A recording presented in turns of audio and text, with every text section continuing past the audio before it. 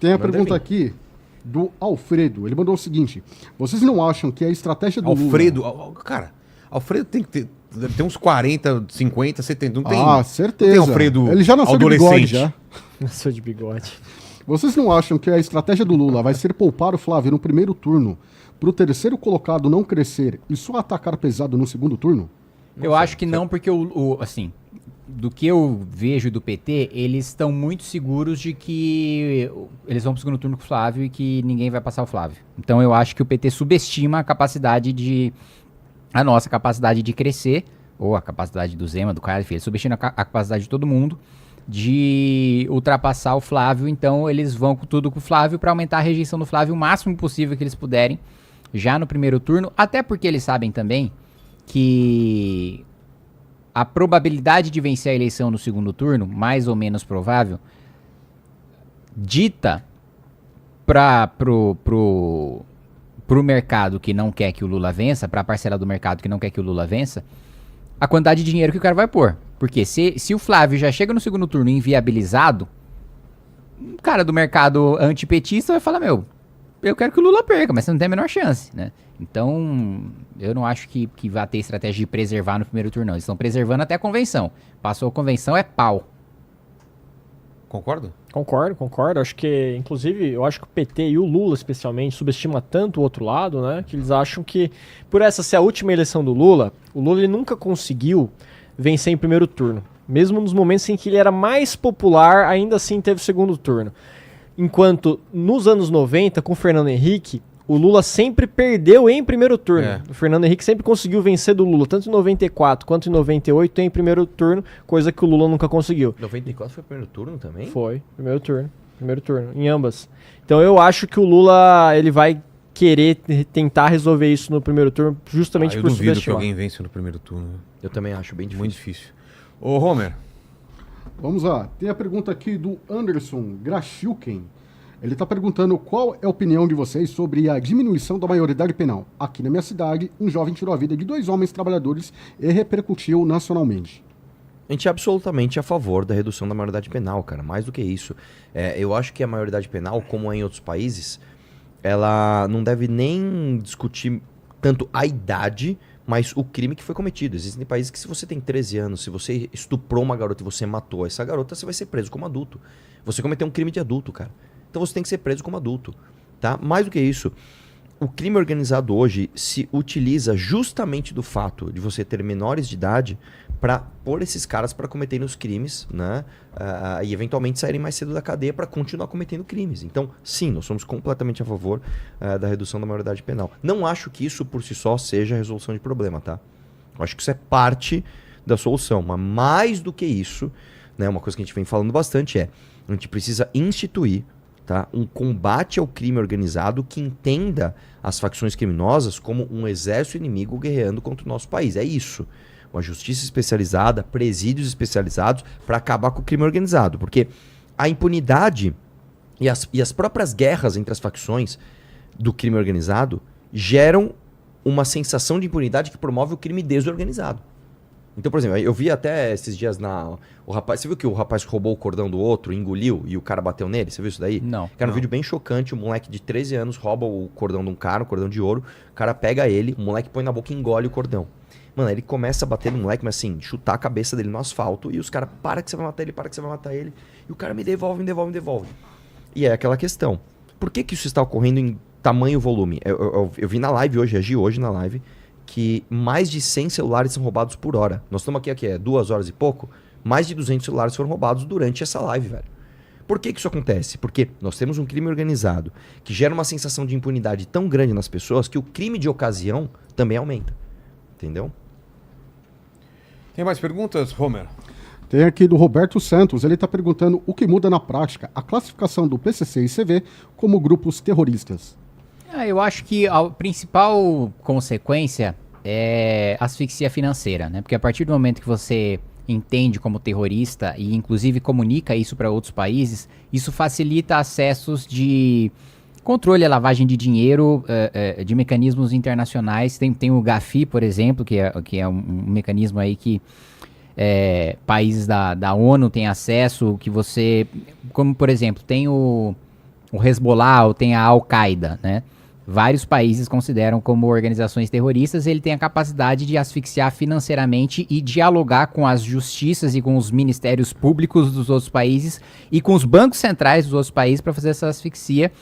E um outro ponto que me vem à cabeça também é que, excepcionalmente, para crimes envolvendo terrorismo, ato preparatório é crime. Porque, em regra, ato preparatório não é crime. Porque você tem ali fases ali da execução do crime. Primeiro, você pensa, né? Em nenhum caso pensar cometer crime é crime. Depois você prepara. Depois você executa. Depois você consuma, né? Tem essas 4 fases.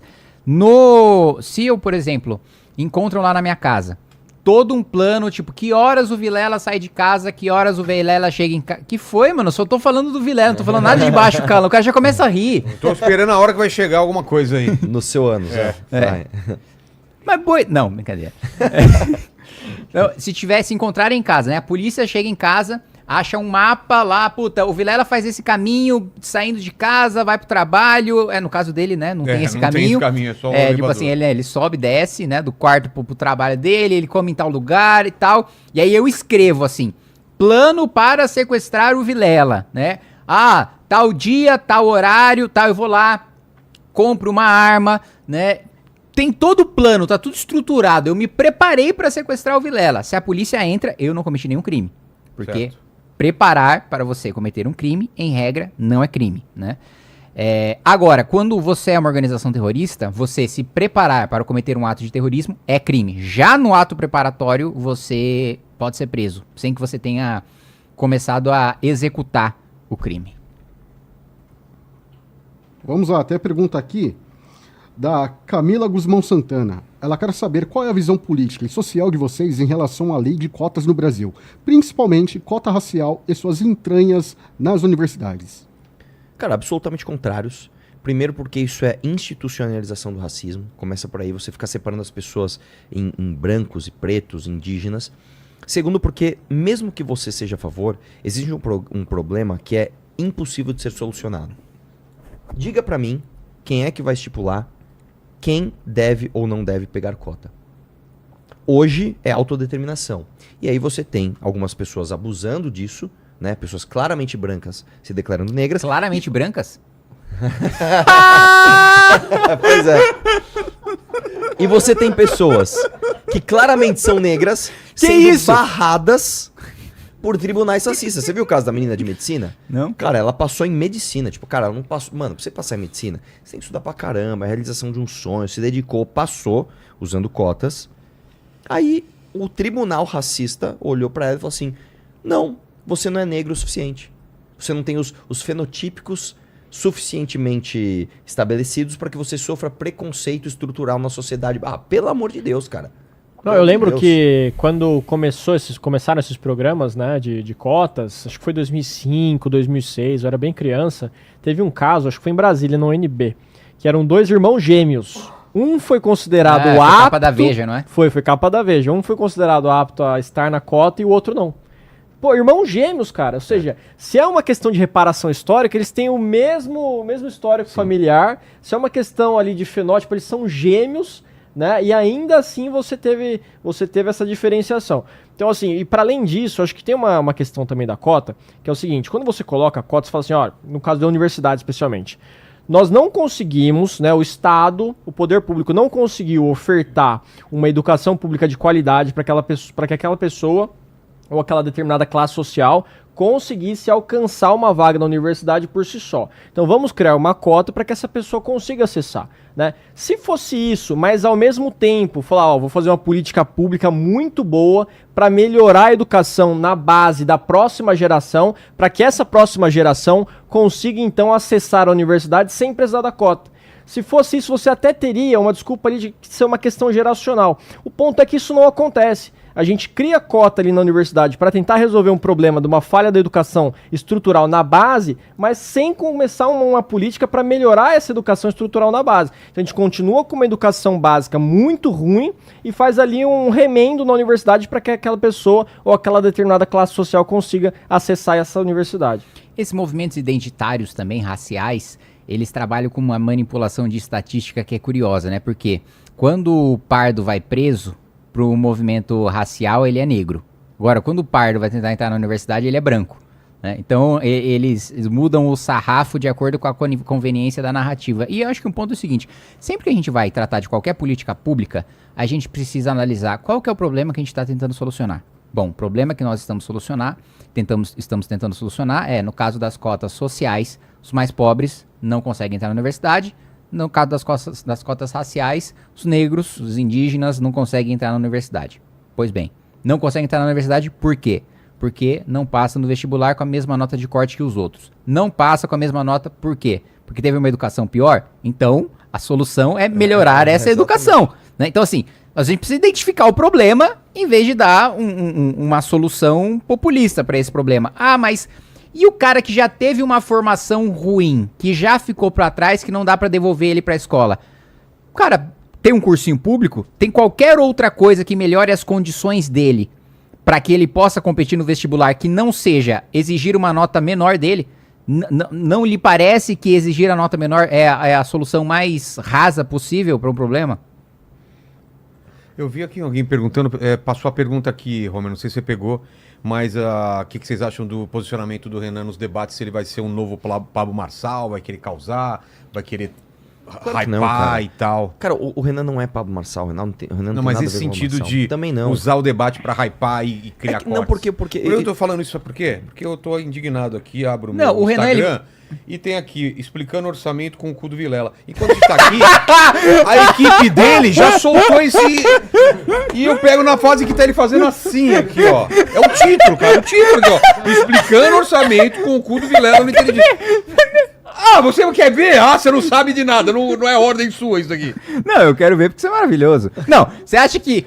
desculpa, existe claramente um alinhamento de pensamento entre mim e a minha equipe pra eu sequer precisar mandar fazer isso. Eu falo uma atrocidade dessas, minha equipe Na tá hora, alinhada com a minha cabeça, saber que, obviamente, Vai eu ser quero corte. assim a campanha do Eu Renan? vou querer, claro. Vai falar do meu cu também? Não, e aí, como vocês acham que vai ser Cara, esse debate o lance é o dele? seguinte, a gente é claro que... É claro que a gente é a favor, cara, de show. É claro que a gente é a favor de chamar Para, atenção. cara! A minha vida é isso, cara. Ô, Lenny. Ô, Lenny, corta o microfone desse Foca, velho! Pelo amor de Deus, cara. Vocês deram pra ele, cara. Ele tá hoje... Ô, tá Lenny, o que você... Ô, Leni, se batizou alguma coisa aí, velho. Porra, Mel. Vamos lá, vamos. Brincadeira, Mel. O lance é o seguinte. Começou. Eu nem entrei nesse modo. Deram corda, velho. Deram corda. Deram corda. Desculpa, Pode ir. Claro que a gente é a favor do show, claro que a gente é a favor de chamar atenção, só que isso não é um fim em si mesmo. O Pablo Marçal usou a vida pública política dele pra vender curso. O Pablo Marçal é um picareta. O Pablo Marçal é um cara que foi condenado outra por coisa. estelionato. Ele tá falando que ele vai sair pra presidente, hein? Ele fala qualquer coisa pra hypar, Tá. entendeu? O Brasil, infelizmente, tem um histórico de acreditar em pessoas cuja a fala, às vezes midiática, às vezes chamativa, não sustenta por algumas horas, né? O Pablo Marçal veio aqui cometer um crime, cara. Ele falou que o Boulos cheirava pó, e aí foi ver o laudo dele era forjado, cara. Esse cara, ele... Assim, pelo amor de Deus, gente, esse cara tem alguma credibilidade? Então, o que o Renan tá Ele fazendo... não mostrou aqui o papel, não, viu? É, Mostrou- você não deixou, né? Você Não deixou deixei, mostrar. foi na rede social dele. Esse cara é um lixo. O que o Renan tá fazendo é o completo oposto. O Renan construiu um projeto, assim, aglutinou pessoas, colocou um direcionamento independentemente de popularidade Só um minuto. para que as coisas Olha sejam isso daqui, construídas. cara. Olha O isso cara daqui. não para, velho. Mano. Pelo amor de Deus, velho. Pelo amor de Deus. Ele tá vendo o próprio vídeo e rindo do Exato, próprio exato. vídeo, cara. É aquele cara que manda áudio e fica escutando o próprio áudio que ele manda, sabe? Cara, você não viu nada, velho. Você não viu nada, cara. Imagina esse cara transando, ele fica olhando pro espelho e ele mesmo. Olha, eu tô Nossa. mandando bem aqui. Eu acho Outro legal a corte, risada outro, dele de imagina boneco de transando, ventríloco, velho. cara. É. Meu Deus do céu. Vilela fala sobre Kim transando. Eu ainda me segurei aqui pra não fazer barulho, pra não Uma atrapalhar. coisa hipotética, né? Uma coisa hipotética. Pois é. Ah, tem uma Coca Zero aí, meu? Puta, começou, velho. Não tem um Sprite zero. Toma Aí, isso aqui. manda. Não, tá quente isso aqui. Não tá geladinho. Vamos caminhando pro final e tem mais perguntas. Também, se tiver alguma ponta solta, vocês aproveitam aí. Manda aí. Eu queria só complementar sobre a questão da outra pergunta anterior ainda sobre a questão de cotas, né? Que tem se tornado uma grande hipocrisia que eu tenho visto cada vez mais, que eu comecei a perceber a partir da campanha de 2024 para prefeito aqui em São Paulo, que o Boulos fez uma proposta que ele falou o seguinte, olha, se eu for eleito, metade do meu secretariado vai ser de mulheres. Só vai ter 50% vai ser de mulheres. Aí eu acho que foi a Folha, o Estadão, entrou no site da Câmara, foi até o gabinete, né, da página do gabinete do Boulos, e foram ver quais eram os funcionários, os assessores lotados no gabinete do Boulos. E a maioria era de homem. Ou seja, nem ele cumpria a própria cota de mulheres que ele estava propondo.